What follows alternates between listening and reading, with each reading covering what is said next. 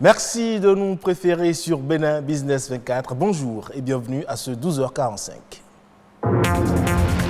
On parle agriculture et climat, deux éléments à cerner par les producteurs pour avoir une bonne récolte. Mais un objectif difficile à atteindre en raison des variations climatiques. Que faire dans de telles situations? Élément de réponse. Les hépatites ne cessent de faire des ravages dans le monde et les idées reçues sur les risques de contamination sont nombreuses. Les contacts physiques, poignées de main et bises constituent-ils des risques de contamination? Restez en place pour le savoir. Enfin, un fait qui suscite interrogation, c'est la prolifération des organisations non gouvernementales. Est-ce une bonne ou une mauvaise chose pour le développement? Explication à suivre.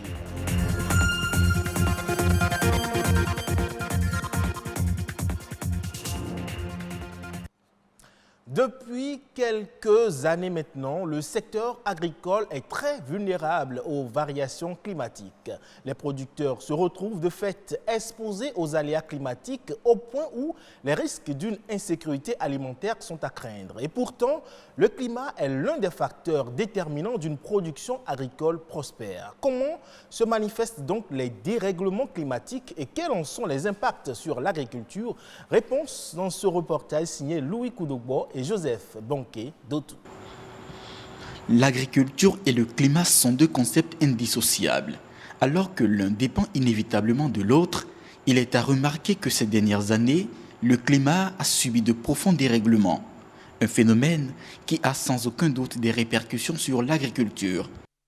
Pour faire une agriculture, vous avez besoin de deux éléments fondamentaux, à savoir le climat et les sols. Alors que le climat intervient même sur la fertilité des sols. Il n'y a pas d'agriculture sans maîtrise du climat. Maîtriser le climat, c'est donc le défi à relever aujourd'hui. Selon les indicateurs, la pluviométrie tourne autour de 1200 ml d'eau par an dans la région méridionale du Bénin et de 1000 à 1100 dans le septentrion.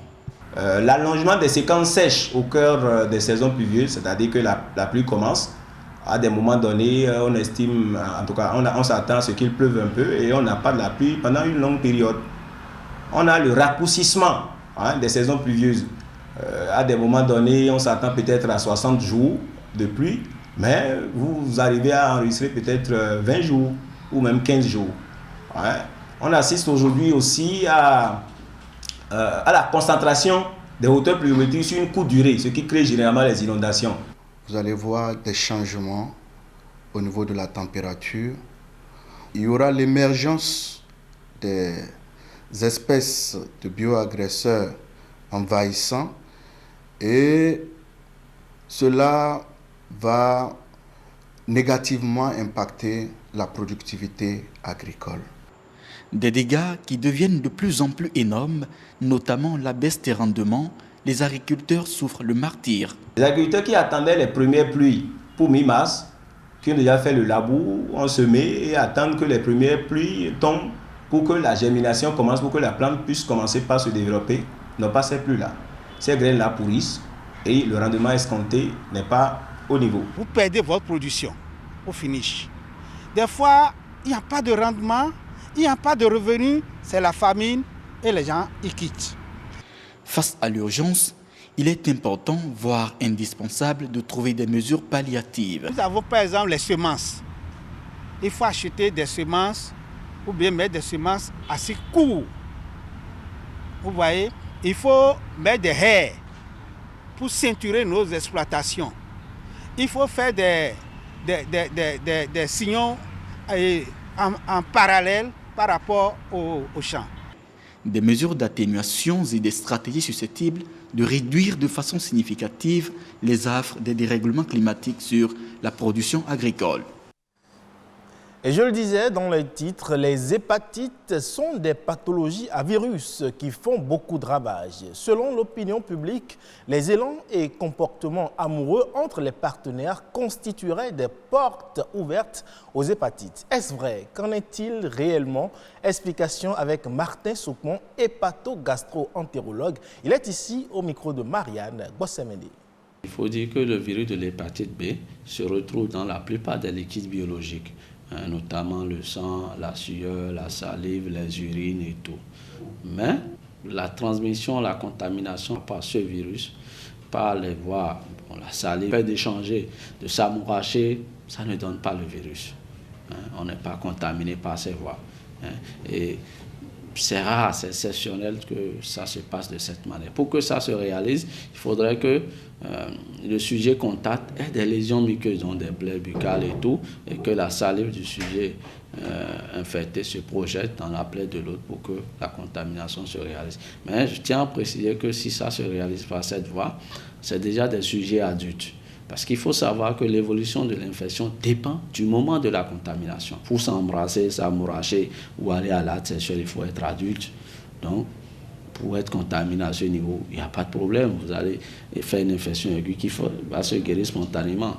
Donc, les contacts sexuels aussi, le virus est dans le liquide sexuel, mais il faudrait que le sujet qui est infecté ait une forte charge virale et que ça soit un virus avec antigène HBE positif ou que les relations sexuelles se passent pendant que la femme est en menstruation ou que la femme, il n'y a pas eu beaucoup de préliminaires et que la femme n'est pas suffisamment sensibilisée. Donc, il y a des micro-saignements pendant l'acte sexuel. C'est ces facteurs-là qui augmentent le risque de contamination. Sinon, en réalité, beaucoup plus chez nous, on est infecté par ces virus très tôt dans nos premières heures de vie, par notre mère ou bien dans l'entourage familial. Et on parle à présent de la crise économique de ces dernières années qui a obligé de nombreux décideurs à redéfinir leur politique de développement. Cette situation a engendré un intérêt particulier pour les initiatives privées, notamment pour la création des organismes non gouvernementaux, plus connus sous le vocable ONG. Mais ce qui frappe le plus, c'est la prolifération de ces organismes de la société civile, une croissance exponentielle qui a inquiété notre reporter Evra Anani. Créer une société civile forte et efficace, telle est la vision des organisations non gouvernementales ONG. Bien qu'il en existe au plan international, certaines associations se battent pour être connues sur le plan national afin d'attirer l'attention du public. La société civile organisée doit avoir sa place dans le Conseil des Nations. Et de mieux en mieux aujourd'hui, il est réclamé que la société civile puisse être mieux organisée et qu'elle puisse avoir un droit de regard sur tout ce que fait, premièrement, l'exécutif et tout ce que fait aussi l'opposition et tout ce que fait aussi la mouvance. Le public et les médias négligent parfois les petites activités quotidiennes des ONG qui sont peu importantes, mais qui peuvent avoir un grand impact sur la vie des populations. Les ONG essayent de suppléer à l'État dans les domaines où l'État n'a pas assez de ressources, assez de capacités. Et un corollaire d'un État de droit, c'est la participation populaire au développement, c'est-à-dire la participation de tous les acteurs au développement, les trois pouvoirs d'État et les populations qui sont représentées par la société civile qui est la voix des sans-voix. Pour certains acteurs, la prolifération des ONG serait nécessaire, voire indispensable pour assurer la veille citoyenne. Je pense que les ONG, il n'y en a même pas encore suffisamment pour couvrir tous les aspects. Et au Bénin, nous n'avons pas encore assez d'ONG. Et quand les ONG poussent, nous devrions les entretenir et non aller contre ces ONG, non.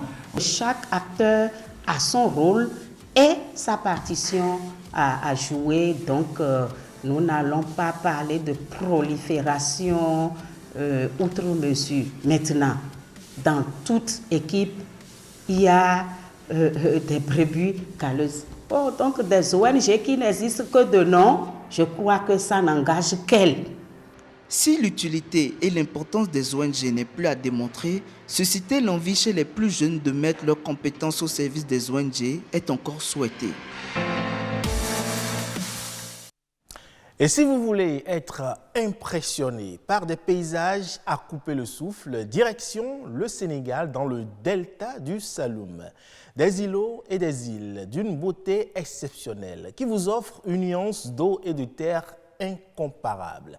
Delta du Saloum, une perle à découvrir au Sénégal, c'est une découverte de Hamidou Diop de la RTS. Dans les eaux du delta du Saloum, aux abords de la forêt de Palétuvier, une rangée de pirogues file tout droit vers l'île de Sipo. Des pirogues remplies de touristes, des Sénégalais qui ont décidé de découvrir leur pays. Sur l'île, rencontre avec un groupe venu de Dakar. Je suis venue pour voir, j'étais au Toubacouta et pour une excursion de la journée, je voulais faire l'île de Sipo, très riche et très verte. Et je crois qu'il y a beaucoup de richesses dans notre pays et souvent les gens ils allaient ailleurs pour trouver la même chose qu'on a ici en richesse. Et moi j'aime bien découvrir le paysage. La reine de Sipo, Fatou Mané, est une célébrité mondiale, une attraction pour les touristes. Ce matin-là, elle chante pour la délégation. Après presque 5 mois de pause Covid, l'île commence à recevoir du monde. Avant, on n'avait que des Européens. Mais vraiment, ce qui nous fait plaisir maintenant, c'est le contexte visite sénégalais.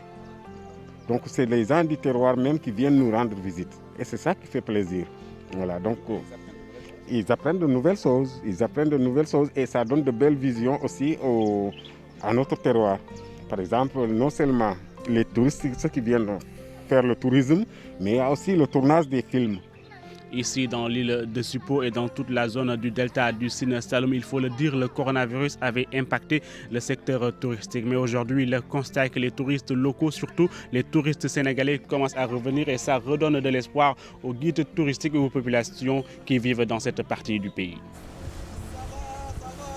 Dans le delta du Sine Saloum, il y a un coin favori pour les touristes, l'île aux coquillages.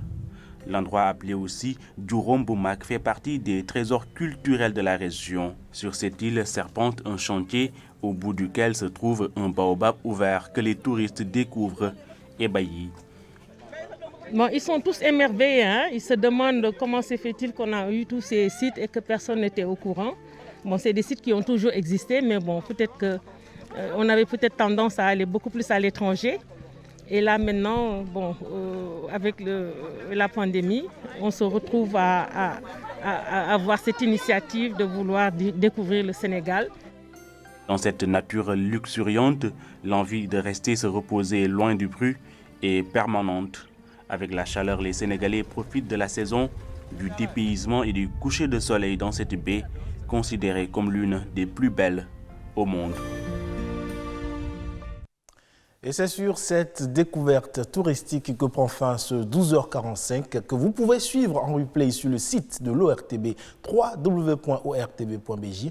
Portez-vous bien et à très bientôt.